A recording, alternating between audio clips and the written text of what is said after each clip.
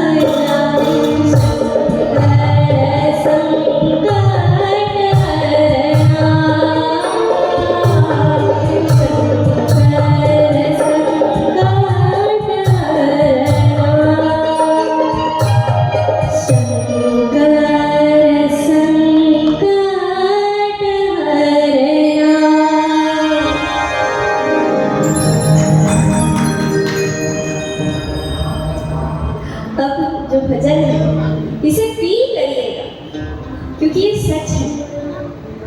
जो भजन है ये हमेशा क्या करते हैं, आपको पता है भजन क्यों गाया जाता है? क्योंकि हम इंद्रियों को एक पिंजरे के अंदर कैद है, और इस पिंजरे के अंदर हमें क्या करना पड़ेगा? जो म्यूजिक है ये शंकर जी ने निर्माण किया।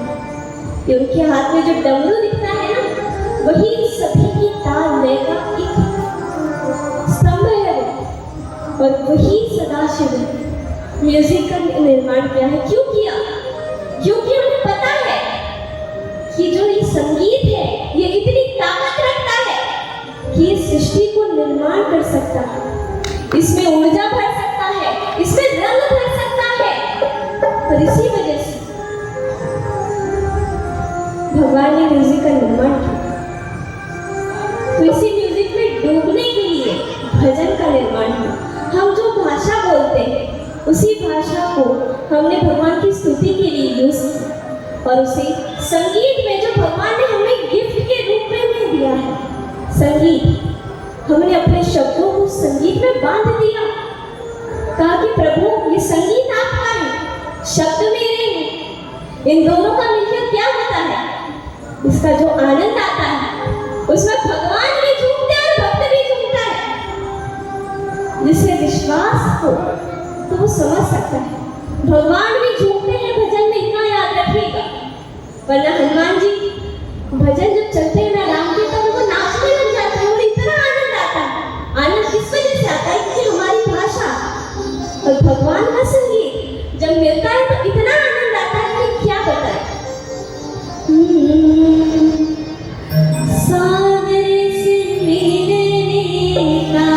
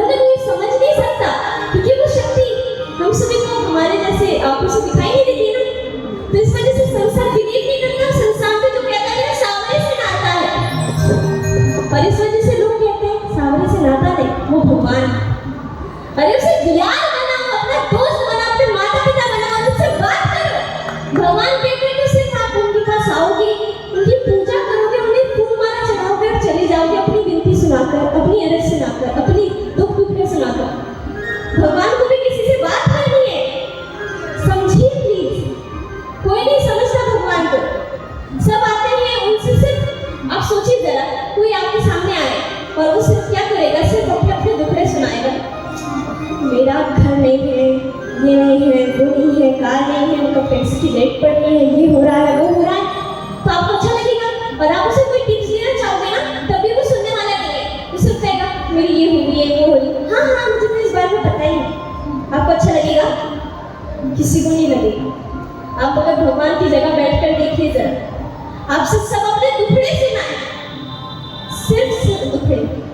कोई आपसे सुख की बात ना करे, उन्हें कैसा फील हो। मैं ऐसा नहीं कहती कि भगवान को अपने दुख मत सुनाओ, मैं कहती हूँ कि उन्हें अपने सुख भी सुनाओ। यार उन्हें अपना दोस्त बनाओ, उन्हें अपना रिश्तेदार बनाओ। जिसे रिश्तेदारों से बात करते हैं, दोस्त से बात करते हैं, वैसे उनसे बात करो। सावरे से मिलने का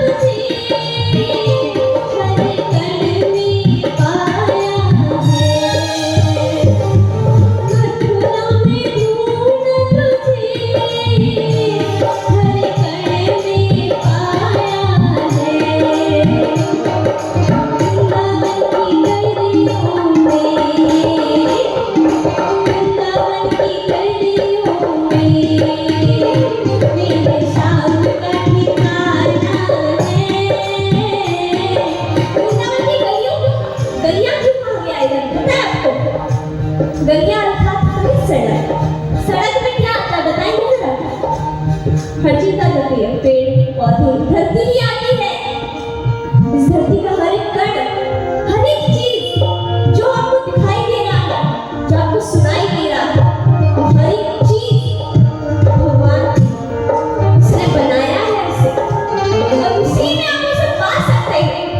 जब वेद शास्त्र आपने पढ़े तो इसकी स्टार्टिंग में क्या कहा गया है आपको पता है? विष्णु जी और ब्रह्मा जी का निर्माण किया, उन्हें बनाया, तो उसके बाद होता क्या है? तो भगवान सदाशिव ने कहा कि हे ब्रह्मा आप सृष्टि बनाए। तो उन्होंने एक ऐसी सी एक चीज बनाई जिसके अंदर एक जगह थी, मतलब खाली कमरा समझ लीजिए, ऐसा उन्होंने बना दिया। उसमें कुछ जान नहीं थी, हम नहीं थे उसमें, ना ही कोई जीव था, ना ही कोई पंछी तक नहीं थी। फिर विष्णु से कहा गया हे विष्णु आप इस हर एक कण में समा जाइए। और जब भगवान विष्णु इस धरती के अंदर आए और उन्होंने यहाँ के हर एक जड़ का रूप ले लिया, हर एक चीज आपकी नारायण है, क्योंकि इसमें नारायण स्वयं बसते हैं, स्वयं वेद ही कहते हैं कि इसमें नारायण है। तो और कौन होता है झुठलाने वाला? आप अपनी साइंस की किताब को नहीं झुठला सकते। तो ठीक उसी तरह से जो वेद शास्त्र ऋषि मुनि ने लिखे, भारत के सबसे पुराने साइंटिस्ट ने लिखे हैं, जिन्होंने भगवान को तब देखा है। इस वजह से उसने बताया कि पूरी सृष्टि के हर एक कण में प्रभु ने निवास किया, और यही जानने के लिए लोग सत्संग में आते हैं। इस वजह से ये भजन कहता है सावर से मिलने का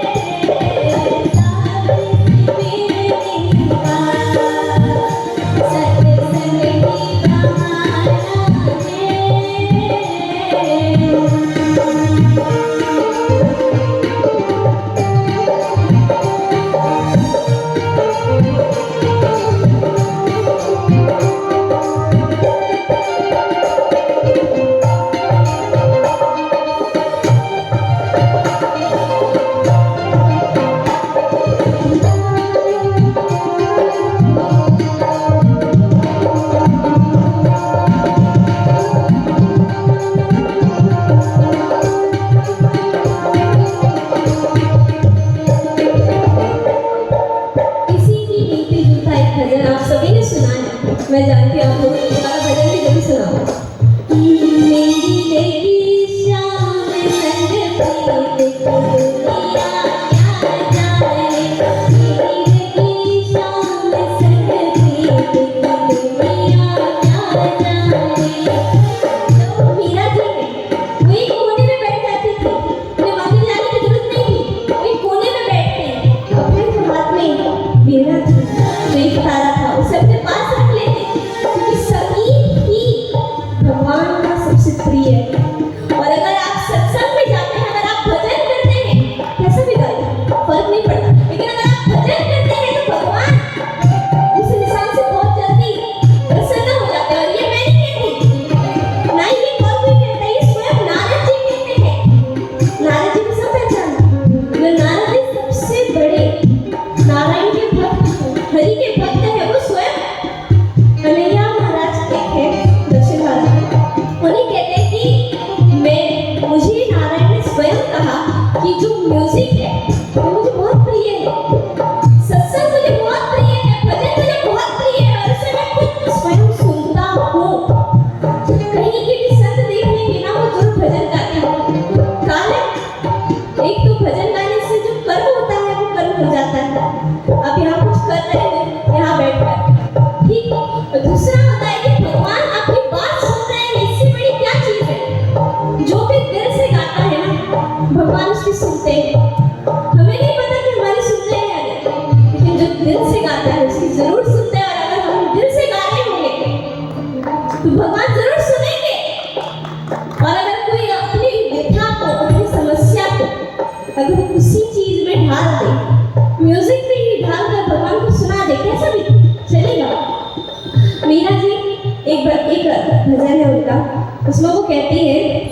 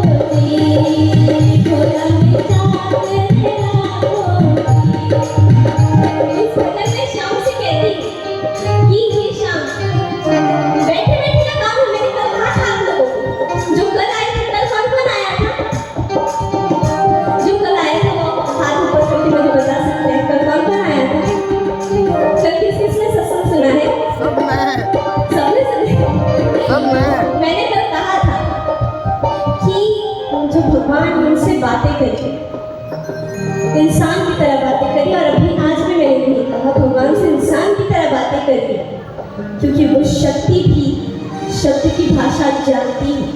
अगर वो नहीं जानती होती तो आपके काम पूरे नहीं होते, और अगर वो नहीं जानती होती ना तो आप यहाँ तक आते भी नहीं। इतना याद रख लीजिए, वो शक्ति हमारी भाषा जानती है, कोई सी भी भाषा, आपकी जो लोक भाषा हो उसे जानती है, और उससे उसी भाषा में बात करने की कोशिश कर रही है। मीरा के पास जो छोटी सी गिरगिल लाला की मूर्ति थी, कृष्ण की मूर्ति थी, उससे वो बात करती थी। और सिर्फ बात करने से, सिर्फ अपने पति की बात करने से, पति एक जीवन साथी को, जीवन साथी को हम सुख दुख सब कुछ सुनाते हैं। तो ठीक उसी तरह से अब समझ लीजिए भगवान हमारे दोस्त हैं, हमारे जीवन साथी हैं, इनका और हमारा एक रिश्ता है, हमारी उनसे सगाई हुई है। याद रखिएगा, आप सृष्टि में जैसे आ जाते हैं आपकी उनसे सगाई हो जाती है, लेकिन कोई उनसे समझ पाता है, कोई उनसे अपना रिश्ता आगे बढ़ाता है, कोई नहीं बढ़ाता। आपको बढ़ाना है तो गाना है ना, सबसे ऊंची प्रेम सगाई, सबसे ऊंची प्रेम सगाई। उस प्रेम सगाई की वजह से भगवान ने क्या किया था? दुर्योधन की सेवा त्यागी, दुर्योधन की सेवा त्यागी, दुर्योधन की सेवा त्यागी। सेवा में क्या क्या चीज थी? कितना सारा सामान था, काजू बादाम सब्जी रोटी दाल चावल मिष्ठान, और कितने सारे सब कौन बनाए थे दुर्योधन। और बड़े आदर से कहा, हे कृष्ण आ जाओ, आज हमारे साथ भोजन करो। भगवान क्या कहते हैं? नहीं भैया, हम आपके साथ भोजन नहीं कर पाएंगे, क्योंकि हमें तो विदुर जी के घर जाना है, विदुर चाचा के घर जाना है। क्यों जाना है? दुर्योधन की सेवा त्यागी, दुर्योधन की सेवा त्यागी, साग विदुर घर खाई, साग विदुर घर खाई, सबसे ऊंची प्रेम सगाई, सबसे ऊंची प्रेम सगाई। प्रेम सगाई कैसी होती है? वो सिर्फ पति पत्नी की नहीं होती, इतना याद रखिएगा। आपका जैसे जन्म होता है वैसे आपके पिता के साथ सगाई हो जाती है, प्रेम का बंधन बनता है। वो मेरे पिता हैं, माता से बंधन बन जाता है, वो मेरी माता है, मेरी जन्मदाई नहीं है, भाइयों से बन जाता है। प्रेम सगाई सबसे अपने दोस्तों से भी होती है। अलग अलग रिश्ते हैं, प्रेम एकदम विश्वास होता है, उसको किसी चीज का नाम नहीं दे सकते। राधा जी का प्रेम था, वो भी एक निष्काम था, उन्हें कृष्ण से कुछ चाहिए नहीं था, सिर्फ वो चाहते थे कृष्ण तुम मेरे हो, आप मुझसे बात करो, सुख दुख सुनाने से देखो इतना हो जाएगा। अगर आप दुख हरोगे नहीं ना मेरे तब चलेगा, लेकिन सिर्फ बात कर लिया करो। याद रखिएगा, अगर आप दोस्त के पास जाते हैं, अगर आपका दोस्त बहुत गरीब है लेकिन स्वभाव अच्छा है, आप उसके पास जाएंगे, आप उससे बातचीत करेंगे, आपके पास जो दुख होंगे वो सुनाएंगे आप उसे। जरूर वो पैसों से मदद नहीं कर सकता, लेकिन वो आपकी हिम्मत बढ़ाता है कि नहीं बढ़ाता? उसके पास जो है वो देगा आपको। सच्चा मित्र यही करता है, उसके पास जो चीज है वो वही चीज आपको देगा। अगर उसके पास सही राय है वो राय देगा, और अगर उसके पास राय भी नहीं है तो सिर्फ आपकी हिम्मत बढ़ाएगा, ये समय भी कट जाएगा। अगर कोई इंसान आपको दुख के समय में आके सिर्फ ये कहता है ये समय भी कट जाएगा, तो सारा तो भगवान है, बस आपकी हिम्मत तो डबल हो जाती है। तो इसीलिए पिताजी कहती है, राधा जी कहती थी, और कुछ नहीं चाहिए मुझे, सिर्फ आ जाया करो। जब बुलाओ ना दिल से, उस समय आ जा, जब भी बुलाओ, किसी भी हालत में हो, सिर्फ बुलाओ तुम आ जाओ।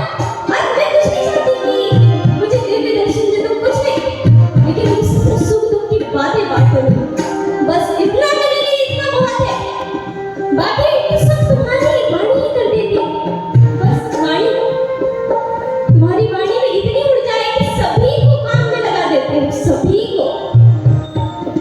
जो भी बड़ी बड़ी पोस्ट पे जाते हैं, कोई सी भी सबको मुश्किलें आती हैं और इतनी आती है कि उसका माइंड इतना डिप्रेस हो जाता है कि क्या कहा जाए। हर इंसान के जीवन में ऐसे सब आता है, वो बहुत दुखी होगा, अगर अभी नहीं आया तो आएगा, क्योंकि वो समय है। चाहे वो आपको एक समय ऐसा लगता है कि जिसमें आप भगवान को याद करो, उसे अपना दोस्त बनाओ और कुछ जानबूझ के लाते हैं। आपको परखना जो है, आपको एक सुंदर मूर्ति में बनाना है। अगर आप एक सुंदर मूर्ति जब बनेंगे ना तो भगवान को इतनी प्यारी होगी कि वो हमेशा अपने हृदय में स्थापित कर देंगे उसे। और ये मूर्ति किसकी पता है? मीरा जी की, कबीर जी की, मेरे साईं बाबा की। आपको पता है हम लोग शिरडी से आए हैं। शिरडी में कौन है?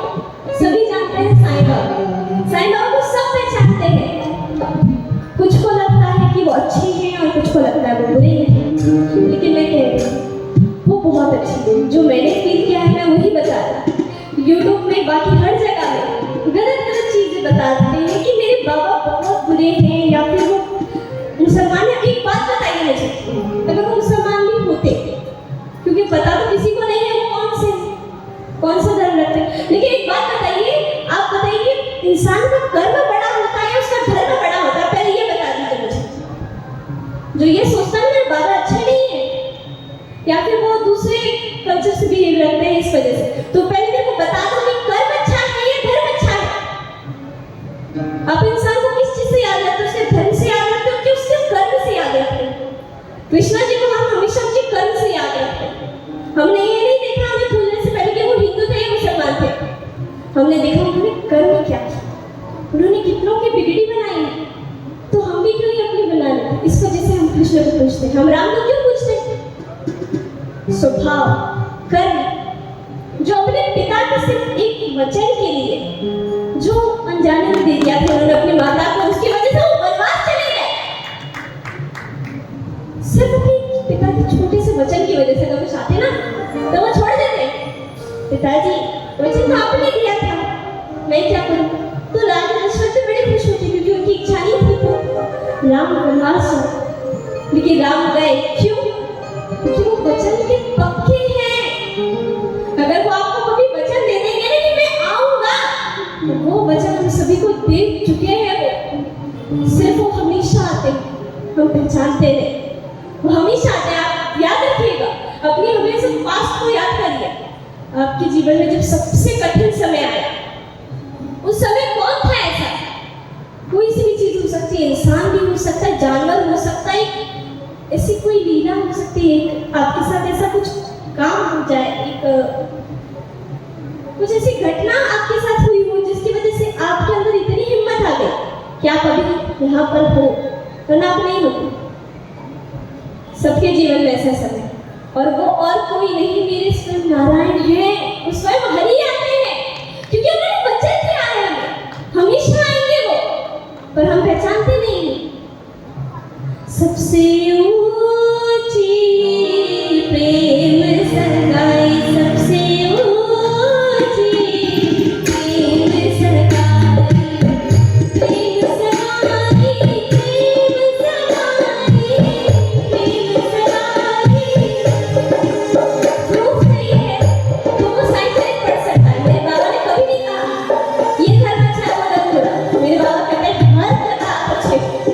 आपको ये नहीं कहा कि मांस खाना छोड़ दो, मटन खाना छोड़ दो। बाबा कहते हैं नहीं,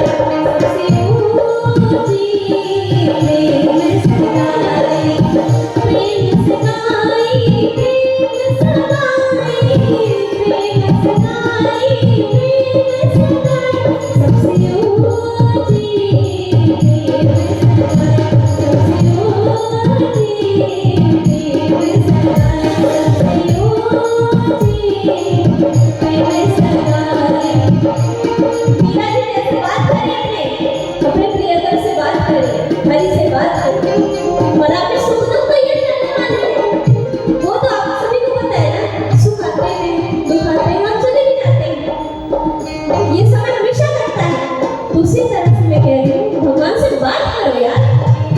इस चीज से फर्क नहीं पड़ता कि वो आपको दुख दे या सुख दे, पर इस चीज से बढ़कर के वो आपकी सुन रहे हैं, ये बहुत बड़ी बात है।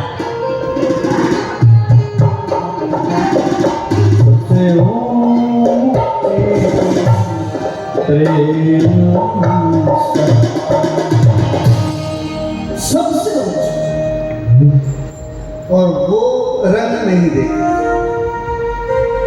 वो रूप नहीं देखती। अभी जैसे शायरी ने कहा कि बाबा कहते हैं कि बाबा ने नहीं कहा ये खाना छोड़ दो वो खाना छोड़ दो, उन्होंने कहा तुम उस प्रभु के नाम का सुमिरन करना प्रारंभ कर दो, आपकी आदतों को सुधारने का काम उसका है। हम सुधारने का प्रयास करें, हम स्वयं सुधारने का प्रयास करें। इसलिए बाबा ने यह ध्यान नहीं दिया कौन क्या खा रहा है, उसको छुड़ाने का प्रयत्न भी नहीं किया, लेकिन उससे एक ही कहा कि उस राम का नाम लेना प्रारंभ कर दो, उस भोले का नाम लेना प्रारंभ कर दो, उस कृष्ण का नाम लेना। जब उसका नाम अंदर जाएगा ना तो अपने आप छोड़ दोगे, हमें कहने की जरूरत नहीं है। अभी आप जब सुल्तानगंज से जल उठाते हैं, सावन के महीने कहते कि हम सावन के महीने में नहीं खाते हैं, तो सोचो ना एक महीना नहीं खाने के बाद आपके विचार कितने निर्मल हो जाते हैं, कितने सुंदर हो जाते हैं। हम क्यों कहें कि छोड़ दो आप, वो जो अंदर बैठा हुआ है ना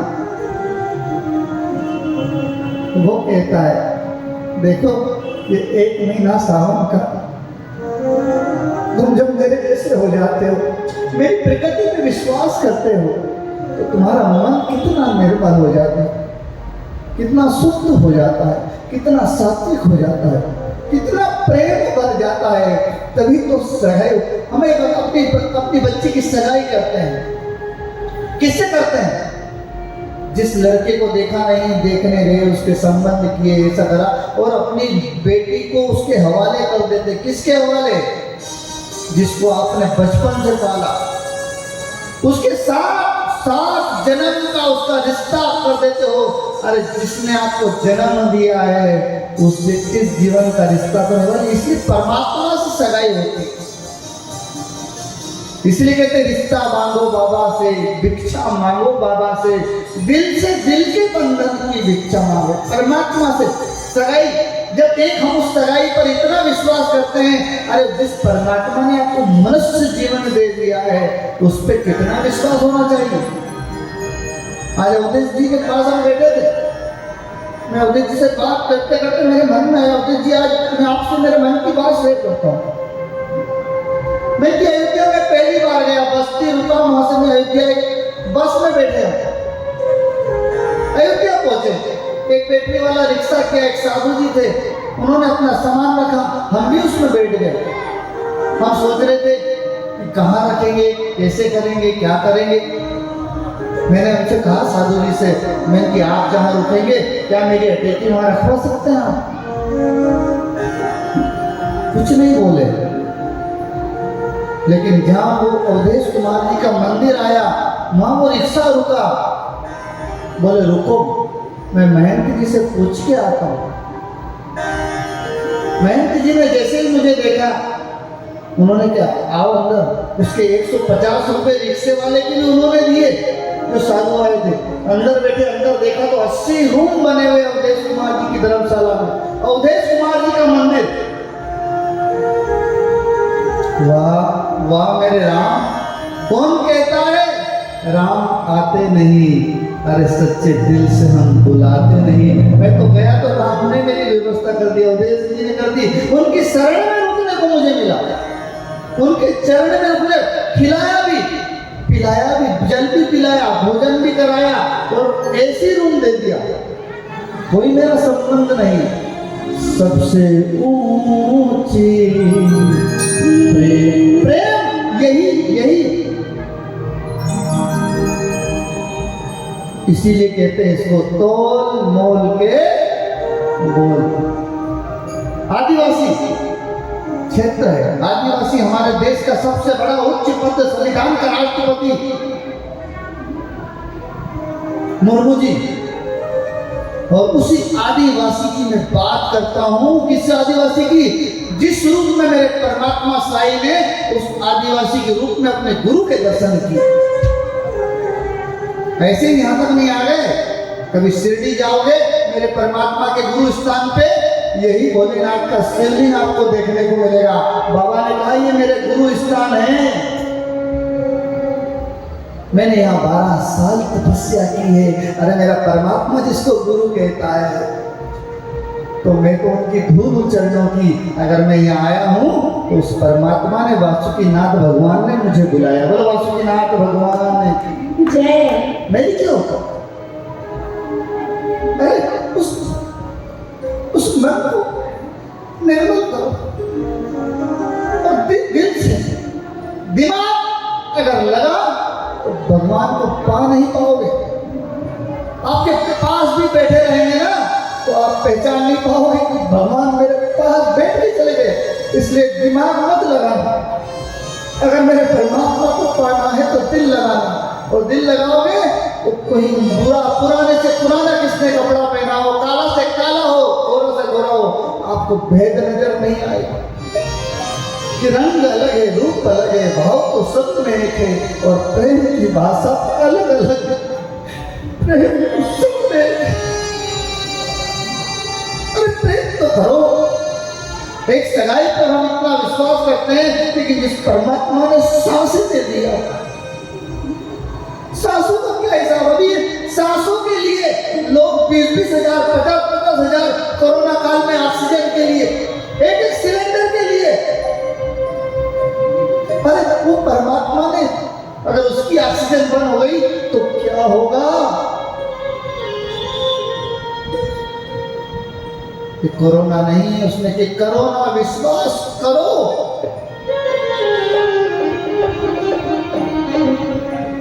जैसे मैंने सर से कहा, सर पे नहीं, अरे छोड़ दो, क्या कोई करेगा? उसने तो पूरी सृष्टि रखी है। वो कोई आपको देखा भी तो आपकी सूरत नहीं दिखाई देगी, उसे उसकी सूरत दिखाई जाएगी, वासुकीनाथ की। ये है उसका रूप बदल देता है। वो भक्त का रूप अपना रूप धारण कर लेता है। विश्वास तो करो, आओ तो। मैंने कल भी जीएम सत्यलोक जी की बात की थी। क्या मेरा उनका क्या रिश्ता? सिर्फ प्रेम का रिश्ता। उस प्रेम के रिश्ते ने क्या से क्या जादू कर दिए, कहां से कहां पहुंचा दिया। आज मेरी 8 साल बाद कमिश्नर साहब का मेरे पास नंबर आया, उमादर द्विवेदी जी। 5 दिन में इलाहाबाद में उनकी कोठी पे रुका और शिरडी आया। मैंने कि आप फोन नहीं करोगे थाने में, मेरे साथ जनरल लाइन में चलोगे? आज भी याद करते अरविंद जी, आपके साथ वो जब गए 1 घंटे, आनंद आ गया। और कभी नहीं तो उमादर द्विवेदी जी से पूछ लेना, कमिश्नर साहब 2012 में रिटायर हुए। भूल जाइए आप किस पद पे है, क्या है। उस परमात्मा को अगर पाना है तो एक अबोध बन जाइए। लोरी दूध की कटोरी और दूध में पतासा, ना करे तमाशा। बन जाइए ना बच्चे। इसलिए हम ये नहीं सोच रहे कि कितने लोग बैठे, लेकिन जो बैठे हैं वो दिल से बैठे हैं, और दिल से बैठे हैं तो वो दिल वाला यही आपके रूप में बैठा हुआ है। उसका रूप अलग नहीं है। ये इतने लोग उस रूप को दिखा रहे हैं, ये भी सब वही है। इसलिए मुझे उस शिवलोक में हजारों लोग थे, लेकिन यहाँ जो आनंद आ रहा है उस परमात्मा की बात करने में, वो अलग ही है। उसका कोई तोड़ नहीं है। इसलिए कहता कि हाई कोर्ट उधर है। अरे सुप्रीम कोर्ट के बाद क्या बात है? तो सुप्रीम कोर्ट है मेरा वासुकीनाथ, है ना सुप्रीम कोर्ट। और जब सुप्रीम कोर्ट ने लिख दिया तो 9 नवंबर को राम मंदिर का निर्माण भी कोई रोक सका? नहीं रोक सका। अपने वर्तमान के जीवन को अपनी वर्तमान में उतारिए कि वासुकीनाथ अलग है, शिरडी अलग है, मथुरा अलग है, काशी अलग है, वृंदावन अलग है, मक्का मदीना अलग है। लेकिन उस परमात्मा कहता है धरती तो सबकी एक है और प्रेम की भाषा अलग अलग है, प्रेम तो सब में एक है कि खाना सबका अलग अलग है। 84 लाख योनियां। अब ये जो प्रकृति है, पेड़ पौधे क्या खाते हैं? हवा खाते हैं। आपके भरोसे हैं कि आपने एक बाल्टी पानी डाल दिया तो इतना बड़ा पेड़ हो गया? नहीं, आपने तो शुरुआत किया, लेकिन परमात्मा ने पाला उसको अपनी वर्षा के द्वारा, अपनी हवा के द्वारा। सही है ना जी? जरा सा एक पौधा वृक्षारोपण हम क्या कर देते हैं, हमने एक पौधा लगाएंगे, फोटो खिंचाएंगे और वायरल करेंगे। उस परमात्मा के साथ जो खेल करेगा ना, आपको भी छोड़ने वाला नहीं है। इसलिए मैं आपको बेवकूफ बना सकता हूं, आप मुझे बना सकते हो, लेकिन क्या उसको बना सकते हैं जो पूरी सृष्टि को देख रहा है, जो हिंदू में भी है, मुसलमान में भी है, सिख में भी, ईसाई में भी है, सब में है वो, सब में है। इसलिए परमात्मा कहता है कि 84 लाख योनियां काटने के बाद तुम्हें जब मनुष्य योनि मिली है तो भूल जाओ कि कौन आदिवासी है, कौन ऊंची जाति का, कौन नीची जाति का है। यही सोचो कि हम सब एक हैं, हम सब उसकी संतान हैं, और उसकी संतान है तो हमारा पिता तो एक ही हो गया। कौन है हमारा पिता? यही वासुकीनाथ हमारा पिता है। माता कौन है? माता वही जगत जननी माता। इसलिए कहते हैं अर्धनारीश्वर भगवान शंकर और पार्वती के द्वारा बनाया। क्यों ये पागलपन क्यों है? सुल्तानगंज से जल भरने का पागलपन। अरे पागल बन के तो देखो, तब समझ में आएगा उसका प्यार क्या होता है। अरे दुनिया अगर तुम्हें पागल कहने लग जाए भगवान के नाम से कि ये पागलपन देखा है, नाचते हुए आ रहा है, गाते हुए आ रहा है, नंगे पैर आ रहा है, कांटों पे चलते हुए आ रहा है, अगर ऐसा कोई कह दे तो सोचे ना वो बम नहीं है, वो तो स्वयं वासुकीनाथ, स्वयं देवघर बाबा चल के आ गए। चल के तो देखो 5 किलोमीटर। आज की बात है, हमने अवधेश जी को फोन लगाया, मैं इनके पास बैठा, सौरभ जी से कहा, सौरभ जी ने कहा अरे क्या यहाँ पर बाबा एक बार ऐसे ही जाके देखे। आप मानो सर 15 मिनट में उस परमात्मा ने इतने प्यार से दर्शन करवा दिए, नीरज जी का साथ में।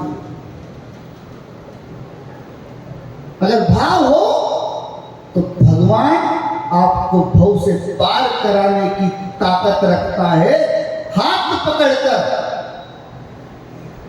कि आस निराश न होने देंगे, भैया लेंगे थाम।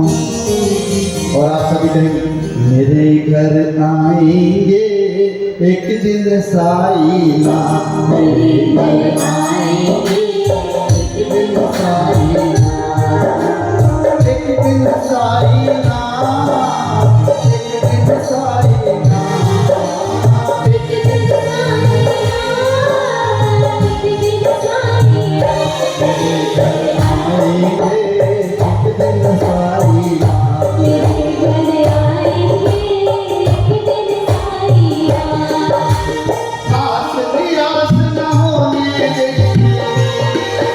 दिन साई माँ।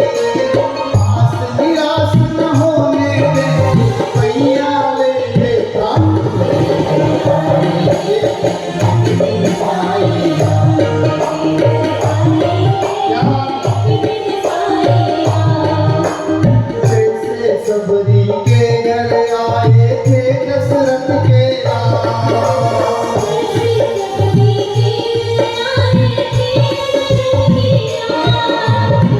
वैसे ही मेरे घर आएंगे मेरे साई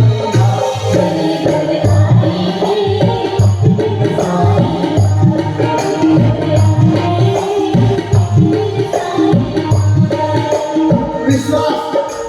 और अगर आपका विश्वास पक्का हो गया तो मेरे परमात्मा उस विश्वास को टूटने नहीं देगा। इसीलिए कहते हैं, क्या कहते हैं साईं की आवाज में, आदमी मुसाफिर है क्या बात है। और इसलिए कह रहा हूं कि लता जी को याद करना जरूरी है।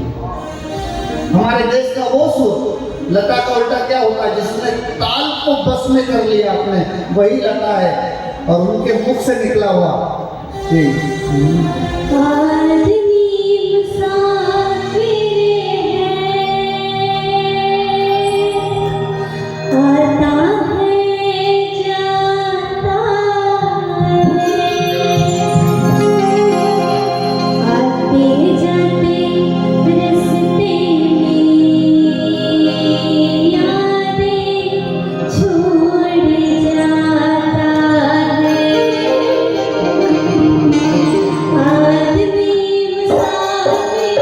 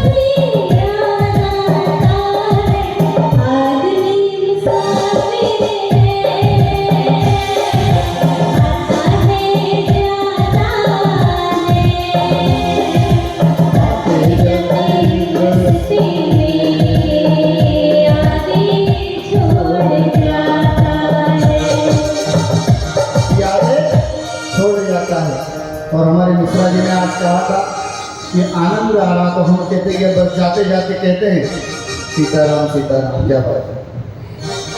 इस भजन को ध्यान से सुनिएगा और सभी मस्ती में झूम उठेगा।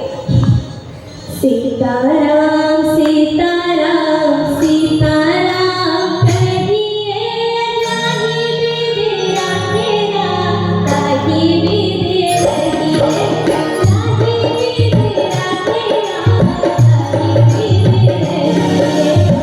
सीताराम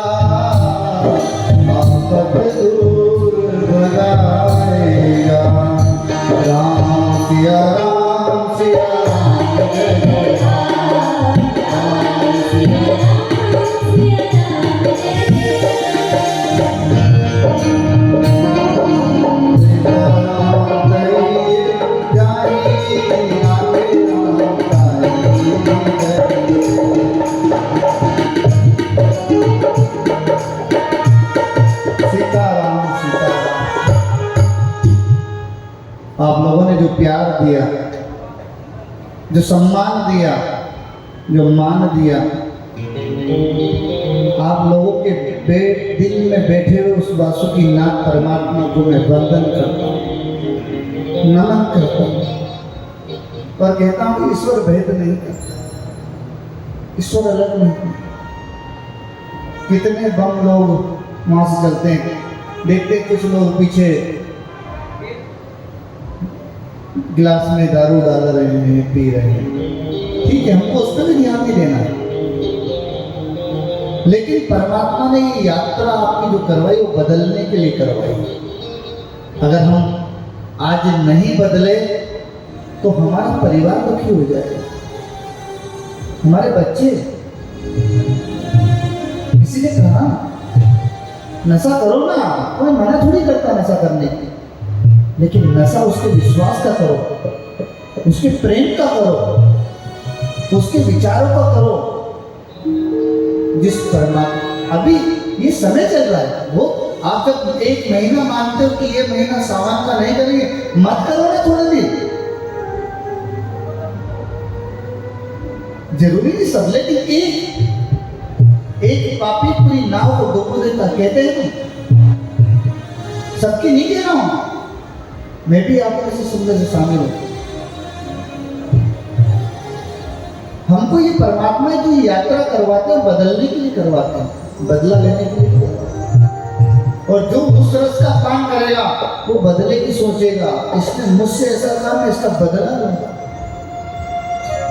क्यों परमात्मा सबरी के अंदर क्यों संभाले? आदिवासी थी ना,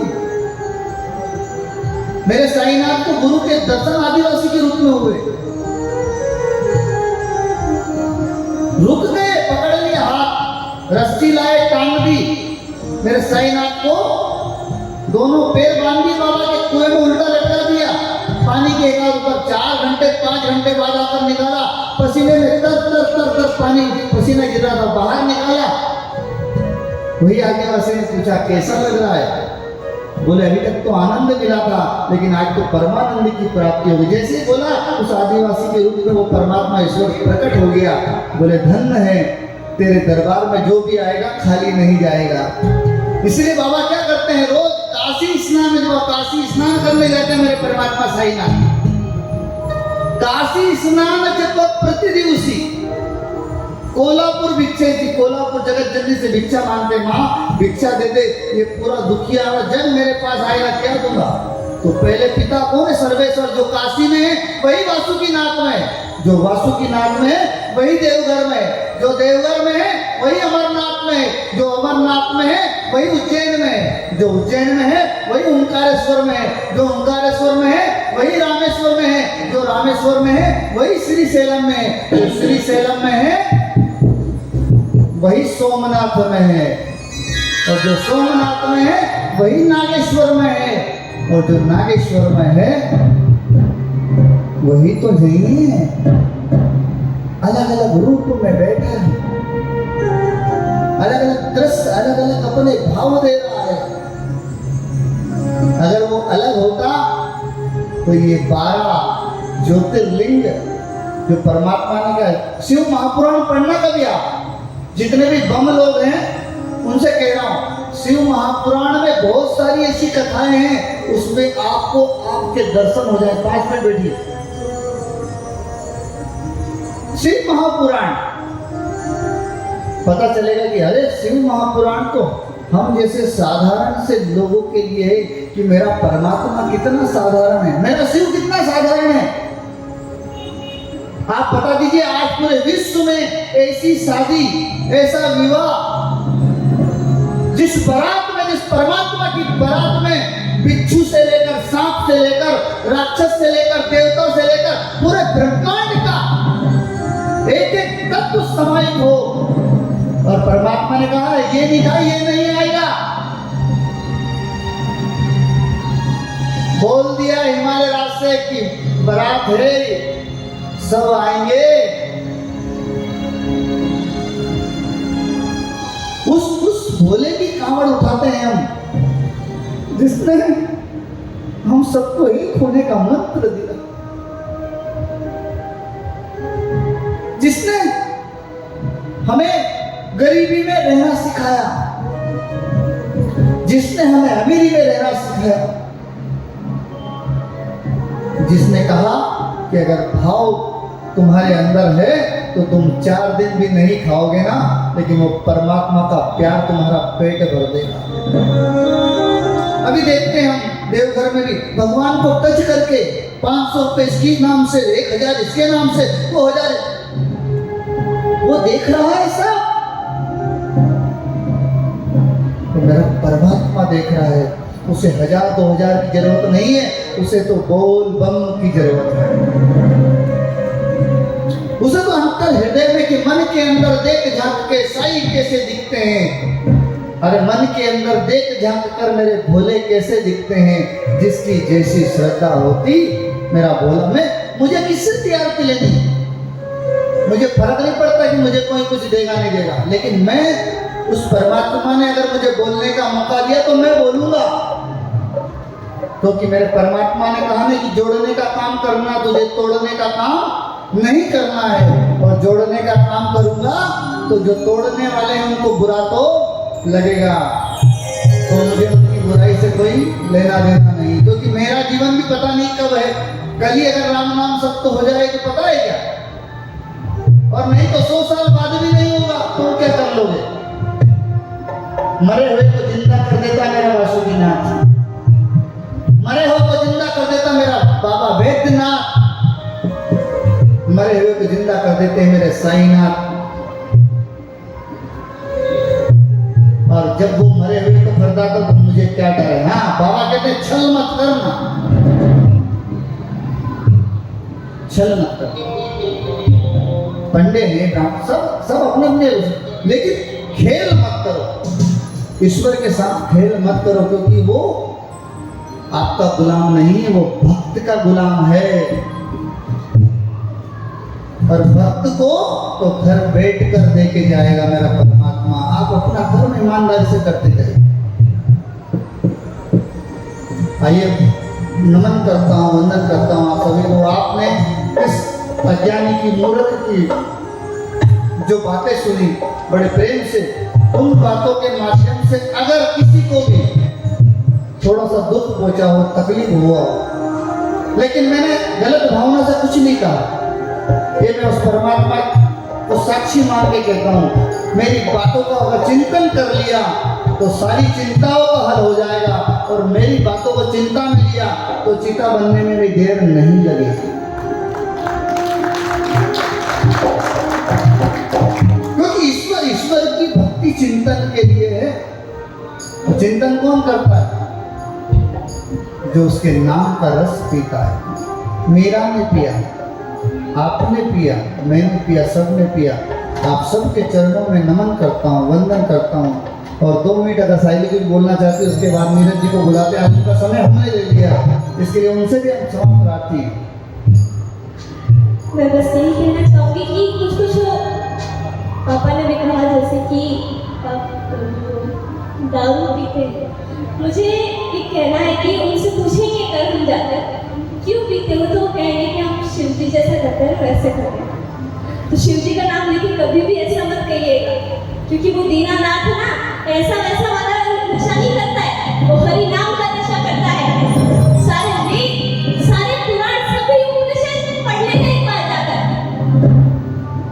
उस अज्ञानी की जो मस्तिष्क में ये चीज है ना, धुआं, ये हट जाएगा। उसे पता चल जाएगा कि जो शंकर जी है वो किसका नशा करते हैं। वो भांग धतूरे का नशा नहीं करते हैं। उस भांग धतूरे के अंदर जो निवास करता है नारायण, उसकी भक्ति का नशा करता है उन्हें। और वो नशे में ऐसे नहीं होते। आप लोगों को देखो, नशा करोगे तो कैसे आप दौड़ने लगते हो, चल नहीं पाओगे। वो जब वो शिव जब नशा करता है ना, तो वो सीधे चलते हैं, सृष्टि को चला लेते हैं। पूरे विश्व को संभालते हैं मेरे परमात्मा। हरि नाम का नशा है, वो हरि नाम का नशा के अलावा कुछ नहीं करते। हमारी भूल है कि हम उसे समझने की और छोड़ दिया तूने नाम जपने क्यों छोड़ दिया रे, तूने नाम जपने क्यों छोड़ दिया, नाम जपने